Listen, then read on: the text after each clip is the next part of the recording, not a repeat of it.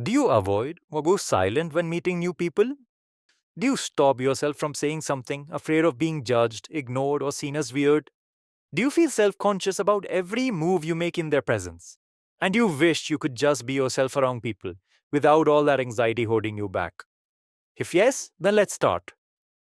I've always felt anxious when meeting new people. I used to be conscious of every movement I made and would bite my tongue to make sure I didn't attract any attention. As I grew up, I questioned why I felt this way when I desperately wanted to be more confident and comfortable with myself. The answer, I believed, lay in my past experiences. During middle school, I was constantly teased and laughed at by my friends about one thing or the other. And it hurt. This is when I believe I started getting more and more anxious around people. I started staying quiet and avoided meeting new people. I think, how can you feel comfortable around others when every time you open up, you're made fun of? You might have had similar experiences. Moments where being excluded, ignored, or laughed at changed you over time. Being that has stayed with you and affected your future decisions, whether you realize it or not.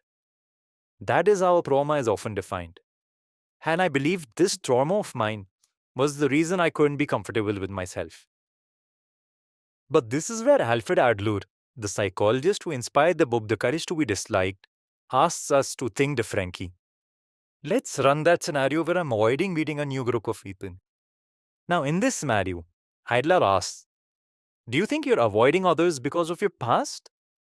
Or because you're afraid of getting laughed at again, afraid of getting hurt again? Is it your past that is stopping you?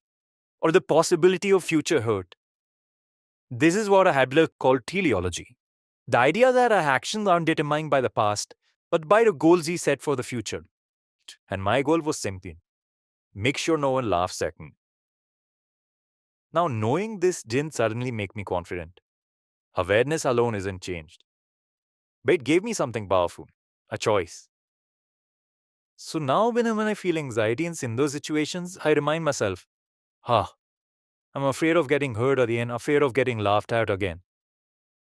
So the real question I face then is, do I have the courage to face that anxiety, to keep showing up as the person I want to be, irrespective of the outcome? Because with times our brains realize that being laughed at or ignored is uncomfortable, but nothing that can hold you back.